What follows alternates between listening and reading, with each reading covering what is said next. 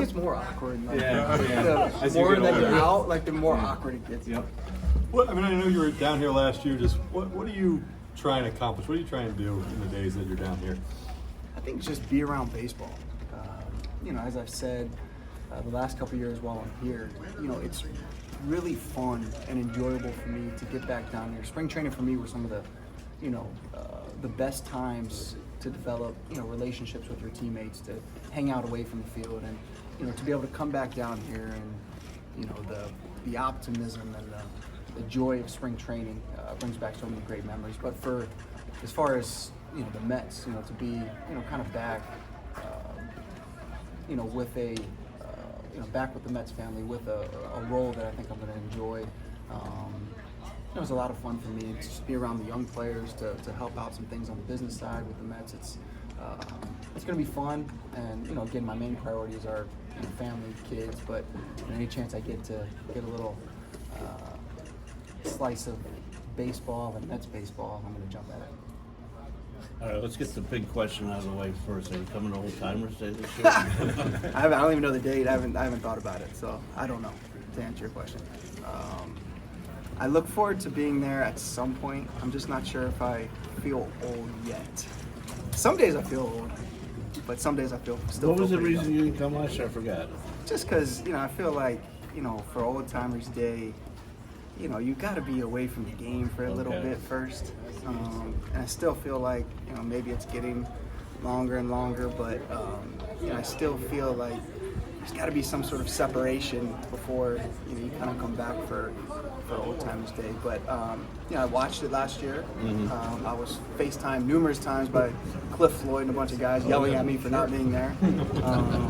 So I look forward to going back when I feel old. When you feel old? Yes. You feel old? Some days. Some days. You haven't been back to the ballpark since the end of 18, right? That's correct. We were supposed to go once, obviously with COVID, Right. but then we were supposed to go one summer. My middle daughter, so my youngest daughter, broke her arm, so we canceled the trip. I'm looking forward to going back this summer. What are you coming back for? So part of the role, probably the thing that I'm most excited about is I'm going to MC the NYPD versus the fire department charity game. So I'm looking forward to doing that along with some charity stuff. In New York, it's in August, so I'm really excited about that. You mentioned the role. Do you have any official role with the Mets right now? Not really. Like I'm doing some things. Quick trip down here. Sure. Spring. Again, with 3 kids, it's tougher to get away these days. But quick roll down here, a couple days in here. I got a couple things with some of the sponsors, some of the partnerships.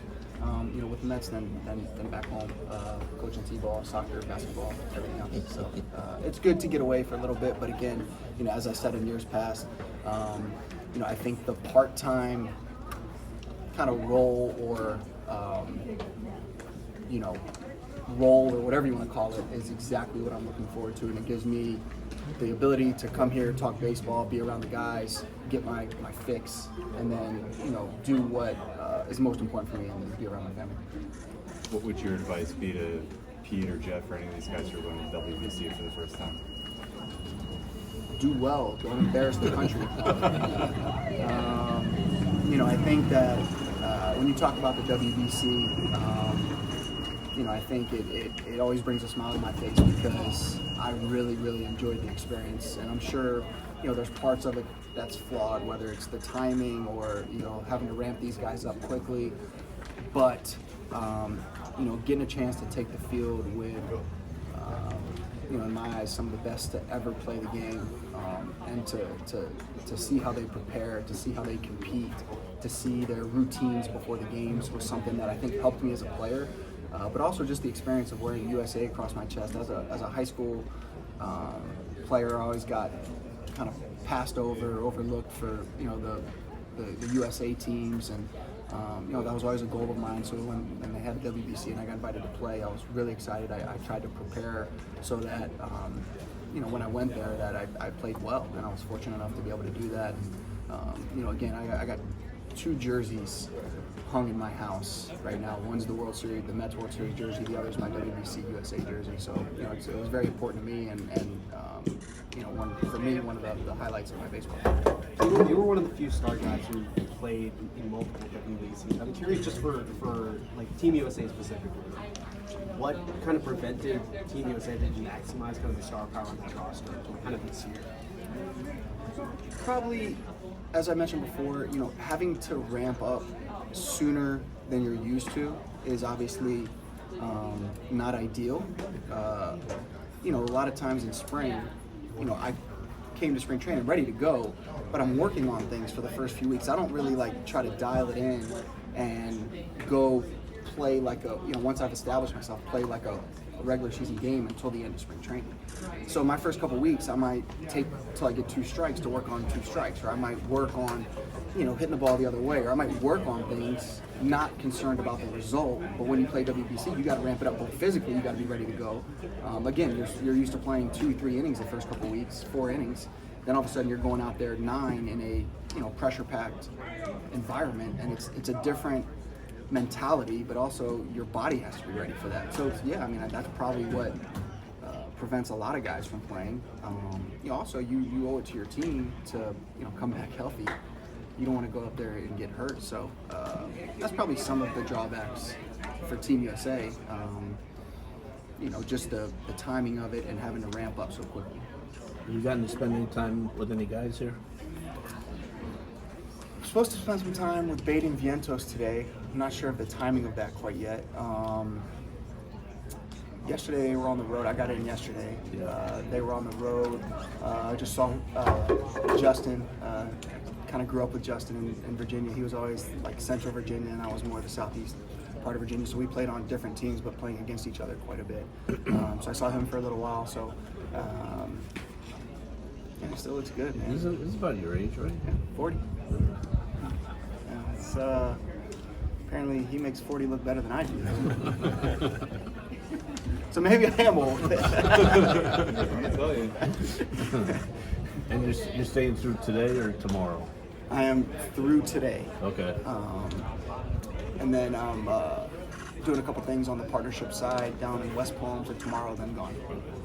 With Beatty and Vientos, with the 2 young third basemen who seem to like, what advice would you have for them about third base or majors or New York or anything?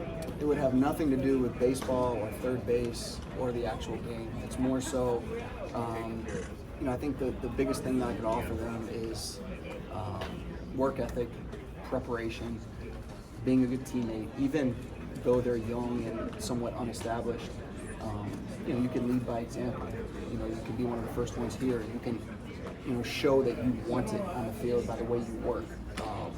Managing your time in New York, you're going to be pulled in a bunch of different directions, and understanding that, the goal here is to obviously win, but to become the best baseball player you can be. Not, when it's easy to get pulled in these different directions and not necessarily make bad decisions, but forget that the reason you're here is to win baseball games.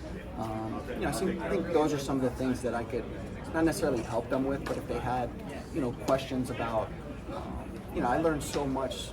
My first spring training, I was 18 years old. Mike Piazza on the backfield at 7:30 in the morning working on a stone. This guy's obviously one of the best to ever do it, but that always stuck with me. The WBC with Derek Jeter. Derek Jeter getting there and immediately heading to the cage to do his routine and the preparation for a meaningless. This was to prepare for the WBC. We were playing, some team on the west coast of Florida to get ready for the WBC, but see him get there early, go through his pregame routine, and to watch him, continue to work at his craft, even though he's going to be one of the best to ever do it, was eye-opening for me. So those are the types of things that I think that I can bring to the table for some of these younger players, especially the third baseman, is, how to prepare for kind of the spotlight, the stage that is New York, but also, making good, beneficial decisions that will help your career, managing time, and just trying to go out there and be a good leader and a good teammate. Do you think advice like that hits different coming from a guy like you? You'd have to ask them that. It might go in one ear out the other, and that's fine too. They're doing a pretty good job of it. But I think that going over like X's and O's of baseball and working with them in infield. They got, Lindor to their left. They got, the batting champ a little further over to the left. They got, they got plenty of guys to go out there and, help them hone their craft on the baseball field. They don't need another set of eyes for that. What they need, is obviously learning to deal with failure. I think that's one of the biggest things also. You talk about a lot of these top prospects, they've never dealt with much failure, and sometimes you do that in the big leagues, and that can be eye-opening and counterproductive to the rest of their careers if they don't know how to handle failure early. Do you have any impressions of them so far?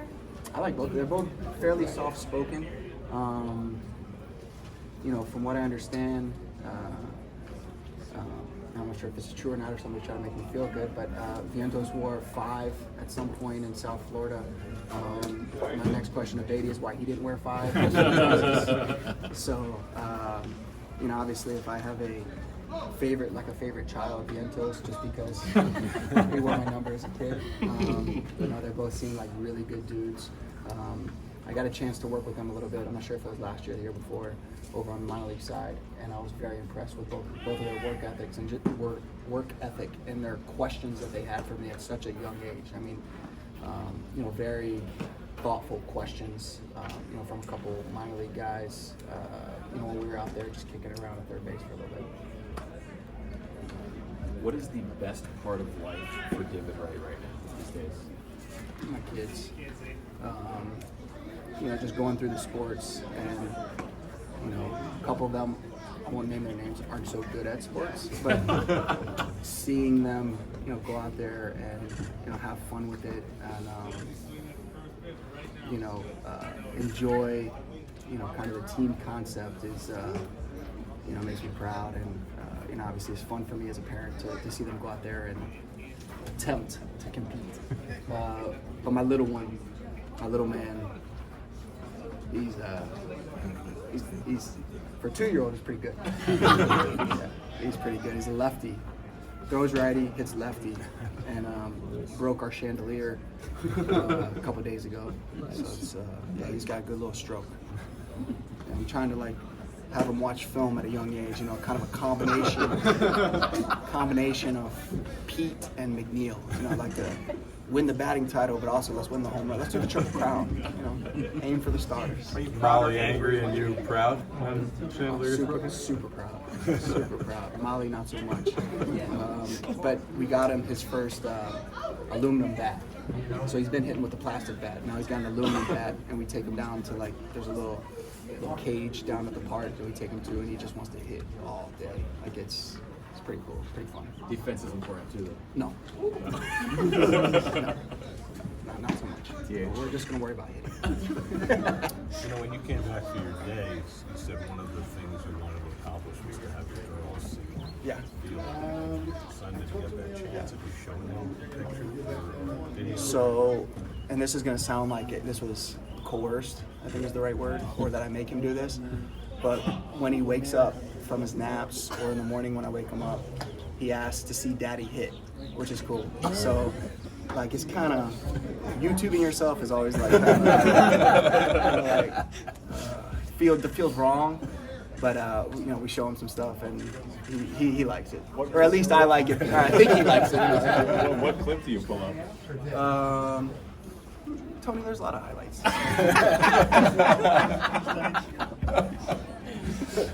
He's 2, you said? He's 2. Is the He second can hit. I got some video. Is the second best part about being David Wright when Frenchie calls? I talk to Murph quite a bit. I talk to Frenchie every now and then. Frenchie's big time now on TV. I thought he'd be more of a face for radio, but he's great. It's been one of the special things is keeping in touch with guys that you play with throughout the years, and everybody says it, but I'll reiterate it. Some of the things you miss the most, other than the competing and the competition, is those teammate stories. The hanging out in the clubhouse, the after the games, the going out to dinners, those types of things. So you get a little bit of taste of it. When you text back and forth, or when Frenchie comes in to do a game in LA, and you get a chance to see him. But those are some of the things you miss the most. Have any advice for Jay at the WBC? I'm just worried that just like in general, like getting to where he needs to go, finding his hotel room, just things like that. But he's going to be great. Yeah, they got quite the staff. I didn't realize, the staff should consider suiting up like Tiger did with, was it the President's Cup, like the captain player type deal. So yeah, Kinsler and Euclid, that should suit up. Everybody good? Thank you, David. Thanks, Thanks, guys.